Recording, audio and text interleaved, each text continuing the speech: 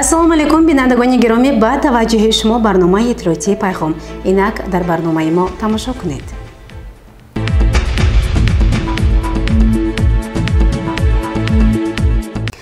дар толори калонии мақомоти иҷроияи ҳокимияти давлатии шаҳр маҷлиси ҷанбаси рушди иҷтимоию иқтисодии шаҳру деҳотии Панҷакент дар 7 моҳи соли равон баргузор гардид ва нақшаи вазифаҳои минбаъда муайяну мушаххас шуданд. тафсилоти бештар дар гузориши нахустини барнома. таваҷҷӯҳ намоед.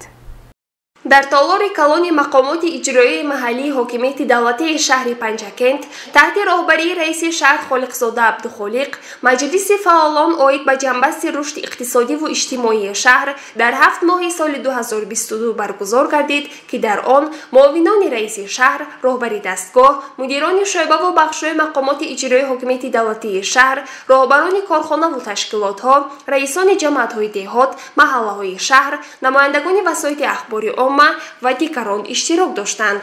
раиси шаҳри Панҷакент Холиқзода Абдухолиқ дар доираи дастуру супоришҳои асосгузори сулҳу ваҳдати миллӣ, пешвои миллат, президенти ҷумҳурии Тоҷикистон муҳтарам Эмомалӣ Раҳмон, ки ҳангоми боздид аз вилояти Суғд баён доштанд, аз муовинони раиси шаҳр, мудирони шӯъбаҳои мақомоти иҷроии ҳокимияти давлатии шаҳр, роҳбарони корхонаи муассисаҳо, ташкилотҳо, раисони маҳаллаҳо ва ҷамъиятҳои деҳот пурсиш ба амал овард. тавре ҳангоми пурсишҳои раиси шаҳр аз масъулини соҳаҳо аён гашт, нақши саноати шаҳр дар ғанӣ гардондани буҷет калон мебошад ва ҳоло дар шаҳр 20 корхонаи сонаатӣ фаъолият мекунад. дар ин давра тавре масъулин иброз доштанд, 13 корхонаи сонаатӣ ҳаҷми истеҳсоли маҳсулотро нисбат ба ҳамин давраи полина зиёд намуда, 4 корхонаи сонаатӣ фаъолият накардаанд. раиси шаҳр Абдухолиқ Холиқзода аз масъулин ва сарварони корхонаҳои саноатӣ сабабҳои ин ҳолатро ҷиддӣ пурсида, барои фаъол гардондани ҳамаи корхонаҳои саноатӣ, таъсиси корхонаҳои нави саноатӣ дар доираи барномаи рушди саноат вазифа гузошт. дар ҷаласа ҳамчунин фаъолияти ташкилотҳои сохтмонӣ таҳлил шуда, аз ҷумла таъкид шуд, ки дар 7 моҳи гузашта дар соҳаи меъморӣ, шаҳрсозӣ ва сохтмон фаъолияти мунтазам ба роҳ монда, ҷиҳати таҳкими корҳои ободониву созандагӣ бо маблағгузории буҷети ҷумҳуриявӣ, вилоятӣ ва шаҳрӣ, инчунин бо ҷалби сармояи соҳибкорон иншооти зиёдӣ бунёд гардид. ҳоло дар шаҳр бо сармояи соҳибкорон сохтмони 9 бинои баландушонаи истиқоматӣ бо марказҳои тиҷоратӣ ва истеҳсолӣ, мактаб дар деҳаи боғчаи ҷамъияти деҳотӣ Шинг, синфхонаҳои иловагӣ дар мактаби деҳаҳои саври ҷамъияти деҳотӣ Халифа Ҳасан, деҳаи дашти малаи ҷамъияти деҳотӣ Суҷина, деҳаи Ёрӣ, деҳаҳои Яккасада ва бостондеҳи ҷамъияти деҳотӣ Саразм, майдончаи варзишӣ дар назди муассисаи таҳсилоти миёнаи умумии рақами 3 шаҳр, бунгоҳҳои саломатӣ дар деҳот идома дорад ва мақомоти иҷроии маҳаллии ҳокимияти давлатии шаҳр рафти корҳои сохтмону ободкориҳоро ба истиқболи 35-умин солгарди истиқлолияти давлатии ҷумҳурии Тоҷикистон зери назорати доимӣ қарор додааст.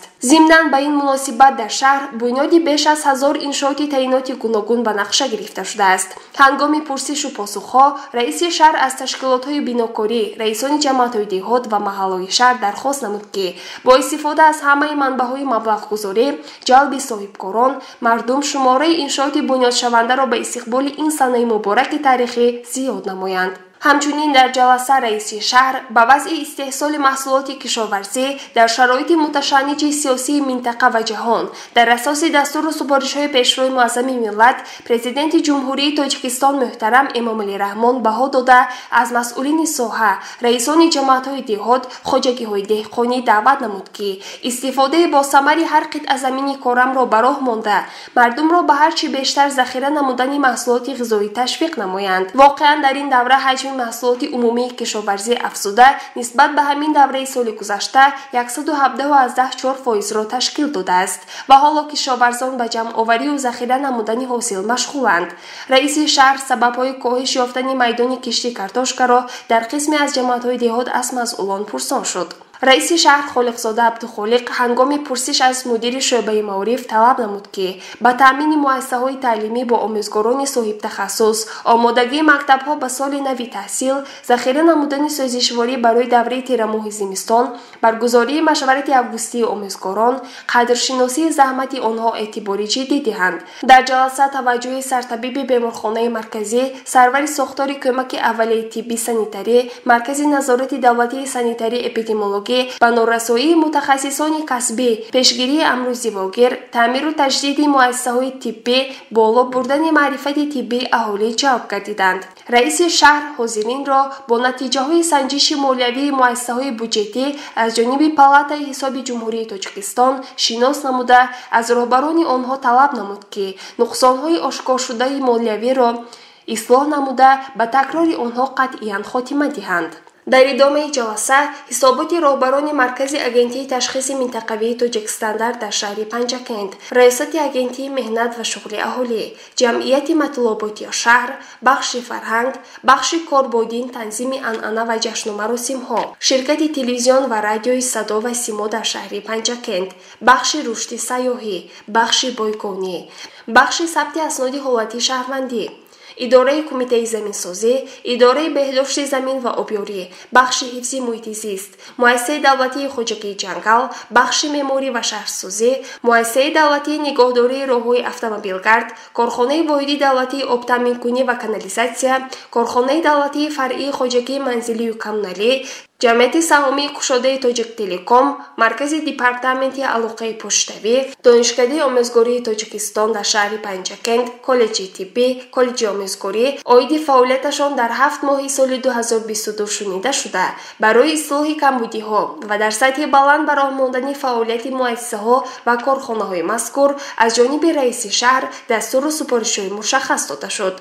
همچنین در جلسه رئیسان جماعت‌های دهات و محله‌های شهر نیز فعالیت کاریشان در 7 ماه سال 2022 حسابات دادند. در جلسه حسابات معاون رئیس شهر پنجکند پروین نقیبی عاید فعالیت ساحه اجتماعیات در 7 ماه سال 2022 شنیده شد. در جنبسط جلسه بعد پرسش و پاسخ‌ها رئیس شهر پنجکند خالقزاده عبدخالق وظیفه‌های همه ساختارهای مقامات اجرایی محلی حکومت دولتی شهر و تشکیلات و مؤسسه‌ها را در زمینه دستور و سفارش‌های پیشرو معظم ملت پرزیدنت جمهوری تاجیکستان محترم امامعلی رحمان هنگام بازدید از ولایت سوخت معین کرده توجه آنها را به باز هم آباد و زیبا نمودن شهر و دهات، اجرای برنامه‌های دولتی، کاهش دادن تاثیر بحران جهانی به اقتصاد و سطح نیکوحوالی مردم جنبست موفقانه سال روان جلب نمود. گزارش صبرین اکرم و اسماعیل جان خالف، شاه حسین صالح و طلبشاه تاشرف.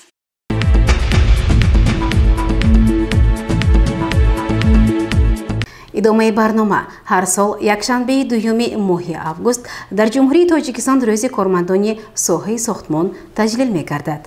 بخشیده به عید ساختمانچیان در شهرمان جمع آمدی با شکوه برگزار گردید.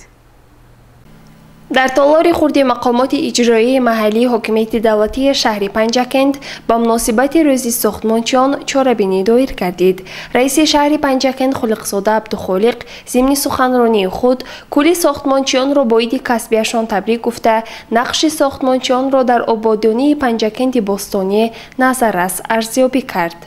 حالا در شهر با سرمایه صاحبکاران ساختمان 9 بینای بلندآشیانه استقامتی با مرکزهای تجارتی و استحصالی، مکتب در دهه باغچه جماعت دهاتی شینگ، سیمخانه‌های علاوگی در مکتب دهه‌های صبر جماعت دهاتی خلیفه حسن، دهه دشت مالای جماعت دهاتی سویچینه، دهه یوری، دهه‌های یکصده و باستانده جماعت دهاتی سرازم، میدانچه ورزشی در نزد مؤسسه تحصیلات میانه عمومی رقم 3 شهر، بنگاه‌های سلامتی در دهات ادامه دارد و مقامات اجرایی محلی حکومت دولتی شهر رفت کارهای ساختمان و آبادکاری‌ها را به استقبال 35مین سالگرد استقلالیت دولتی جمهوری تاجیکستان زیر نظارت دائمی قرار داده است. با تاکید اساسگذار صلح و وحدت ملی پیشروی ملت миллат президенти ҷумҳурии Тоҷикистон муҳтарам Эмомалӣ Раҳмон саҳми бинокорони мамлакат дар бунёди иншооти бузурги аср чун нақбҳои Истиқлолу Шаҳристон, Чормағзак, роҳҳои байналмилалӣ, нерӯгӯҳи барқи обӣ аз ҷумла нерӯгӯҳи барқи обии азими Роғун, иншооти таъиноти гуногун, ободкориҳо дар шаҳру деҳоти мамлакат бузург аст. Пешрои муаззами миллат ҳангоми боздид аз вилояти Суғд идомаи ин созандагиҳоро ба ифтихори 35-мин солгарди истиқлолияти давлатии ҷумҳурии Тоҷикистон таъкид намуданд. Ин маъниро раиси вилояти Суғд, муовини аввали раиси Маҷлиси Миллии Маҷлиси Олии Ҷумҳурии Тоҷикистон муҳтарам Раҷаббой Аҳмадзода дар паёми табрикаашон ба ифтихори рӯзи Сохмонҷон низ иброз доштанд. Сипас дар вазъияти тантанавӣ ба кормандону собиқадорони соҳаи сохтмон сипоснома ва тӯҳфаҳои хотиравӣ тақдим карда шуд. гузориши Сабрина Акрам ва Вайс Молҷон Холов.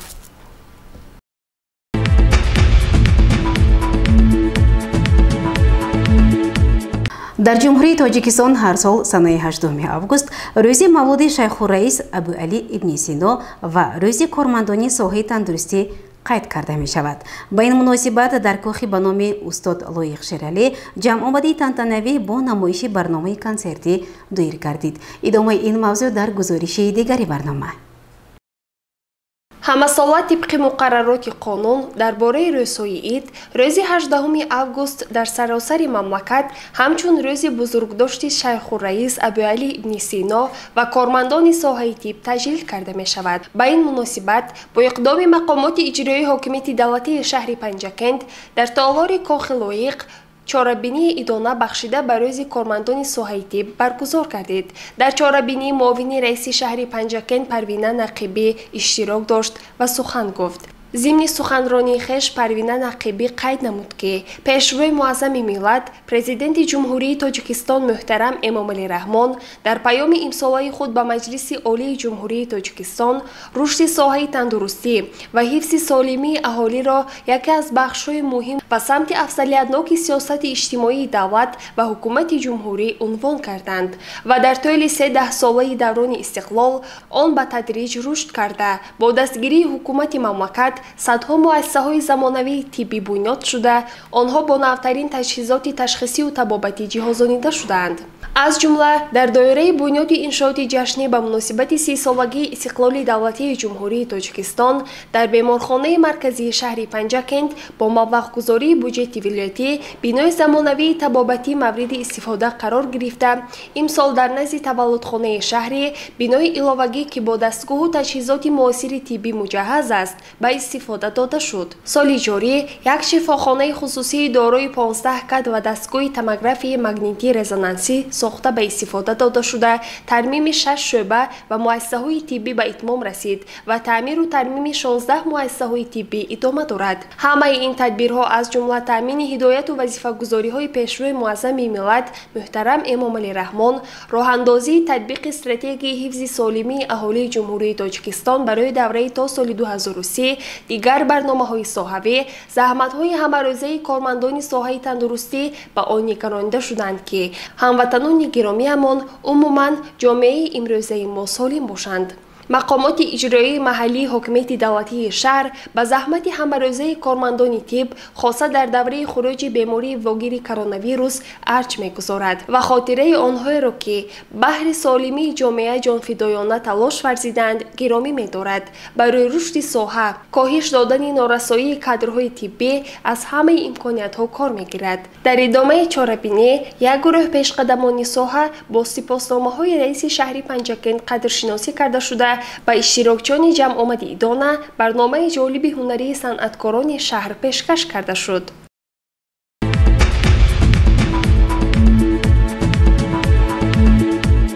идомаи барномаи иттилоотии пайғом бо мақсади иҷрои барномаи ҳукумати ҷумҳурии Тоҷикистон оид ба рушди занбӯри асалпарварӣ аз тарафи соҳибкорони шаҳру деҳоти Панҷакент тадбирҳои зарурӣ андешида шуда, истеҳсоли асал сол то сол зиёд мегардед. таваҷҷӯҳ намоед ба гузориши хабарнигорони мо.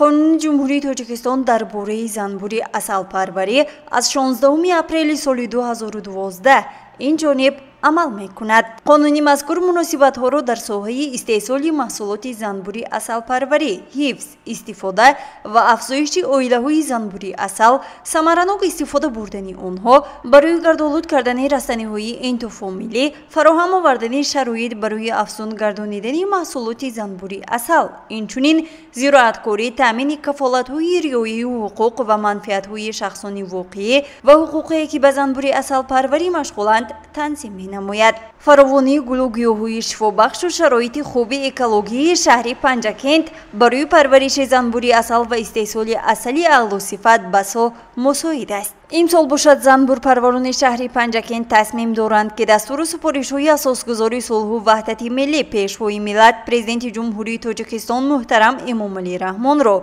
بهر زیاد نمودن حجم عسل در عمل تطبیق نموده در شهر پنجکent زیاد عسل جمع آوری نمایند. اینچنین تلاش دارند تا با وارد کردن ایجادهای خوب زنبوری عسل عایله‌های آنها را افزایش داده استحصال عسل را برای صادرات به خارج کشور و وارد کردن به بازارهای جمهوری بیشتر نمایند. یکی از ساکنان شهر پنجکent اسکندر حمیدوف نیز به عسل پروری مشغول بوده از 40 قوطی عسل 400 کیلوگرم حاصل به دست آورده است.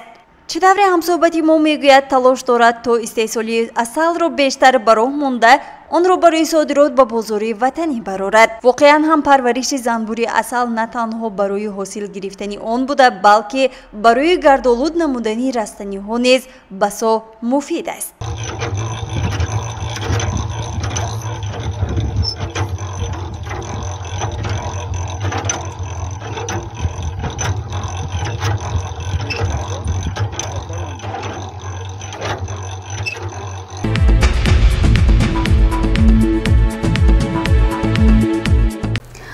هیئت راهبری، ایجادی و تکنیکی شرکت صدا و سیما در شهر پنجکent به همکار خود دلشده حلیموه نسبت وفات پدر عروسش برادبای وحیدوف تعزیه بیان نموده به اهل خانواده، پیوندان و نزدیکان شادروان تسلیت و همدردی بیان نموده برایشان از درگاه خداوند صبر جمیل می‌خواهند.